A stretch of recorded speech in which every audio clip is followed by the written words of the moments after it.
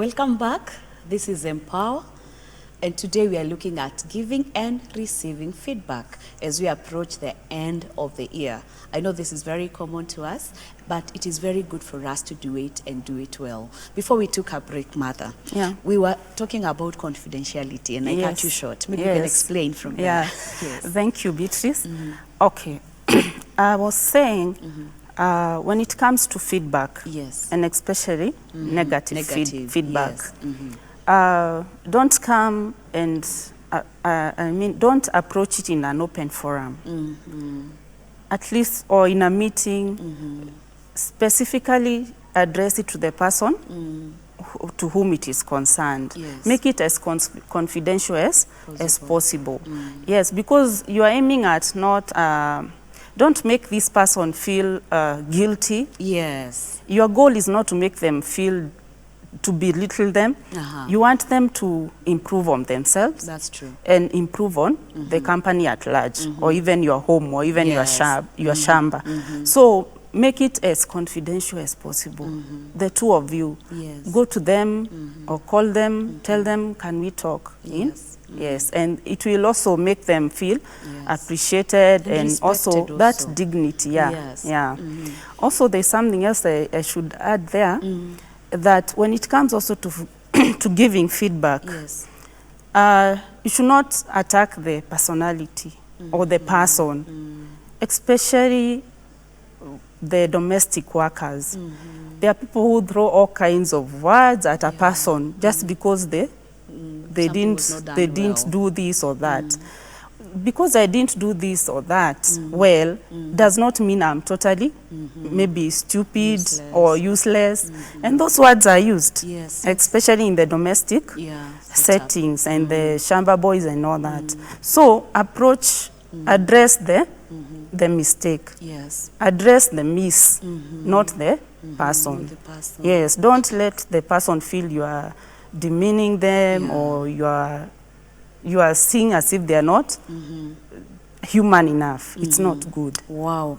Amazing. And I think that is quite important, because what was not done well is the work. Yes, it's the work. So if this work was not explained, that this is what I expected to be done, not this way. So that even the person can be able to explain why. But the moment you attack me as a person, then you lose it. And I think that respect when it comes to feedback is very important, because this person is human. He needs to be, or she needs to be given her respect.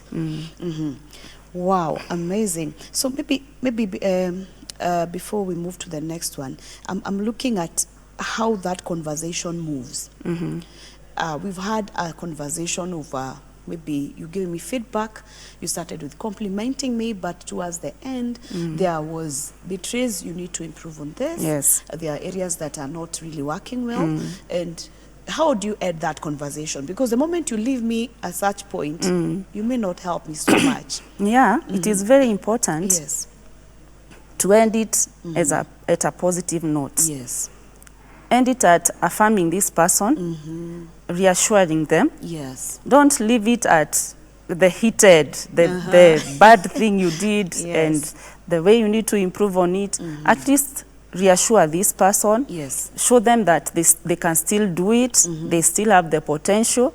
Yes, it was a mistake, but mistakes are done for... You learn from the mistakes. So it's good to affirm the person and to reassure them. Make sure you end it on a positive note. Beautiful. And I think also that you should also promise any support that you can give. You know, sometimes maybe I failed to do it the right way because there's something I did not know.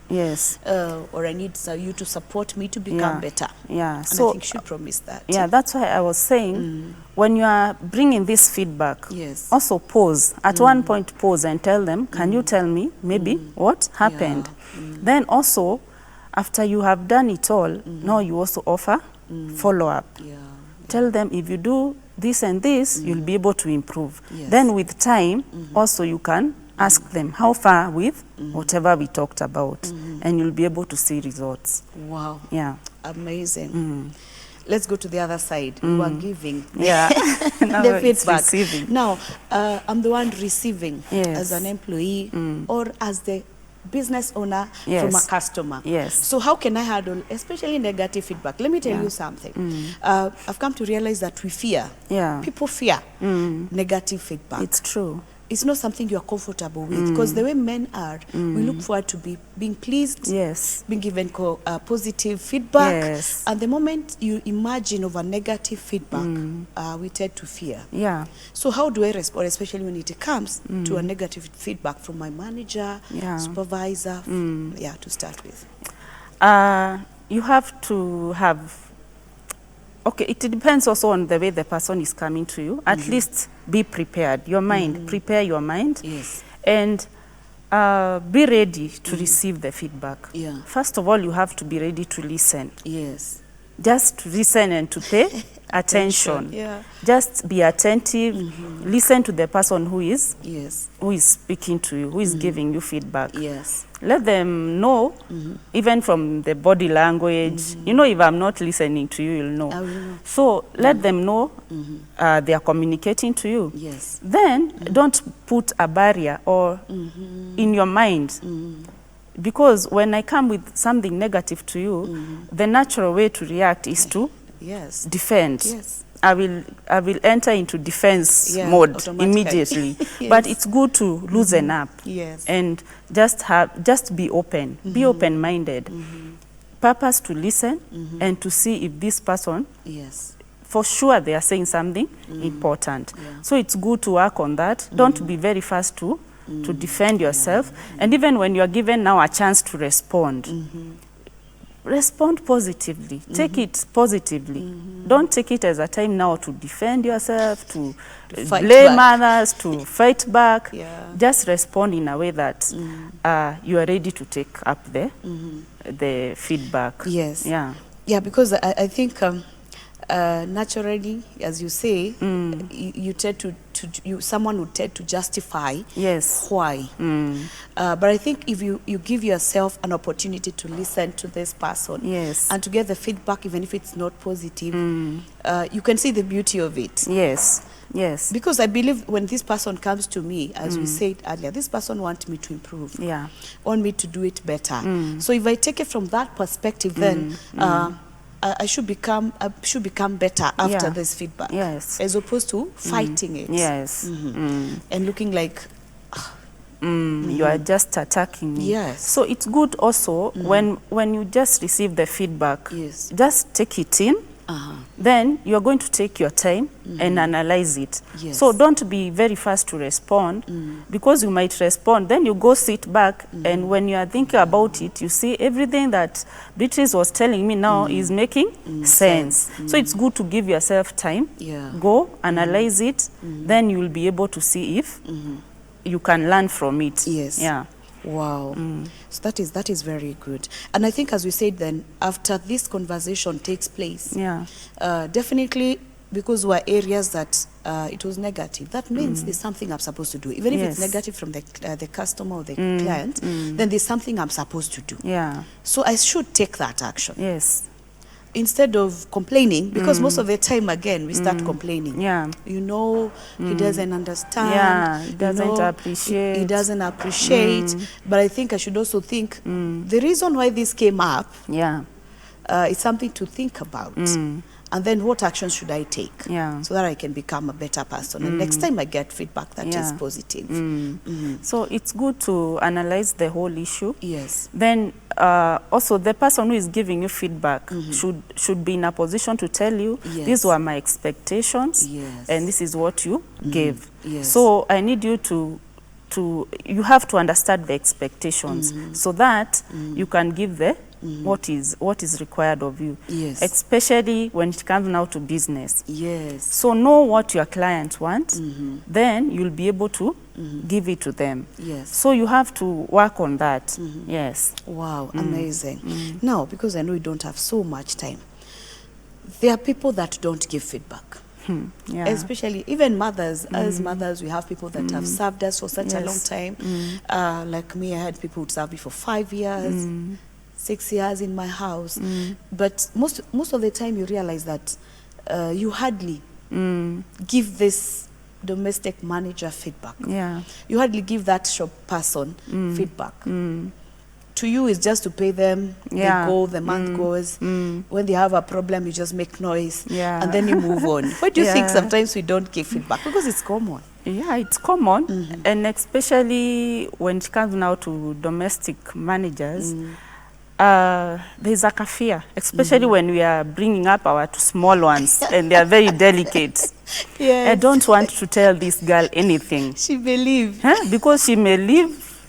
Yes. Or she may do something bad to my child. So there is a fear that hinders us from giving that. Yeah. So you are like, as long as the baby is fine, as long as the house is swept, you just keep it to yourself. But a day will come when you can no longer keep it to yourself. And now you see that will be too bad.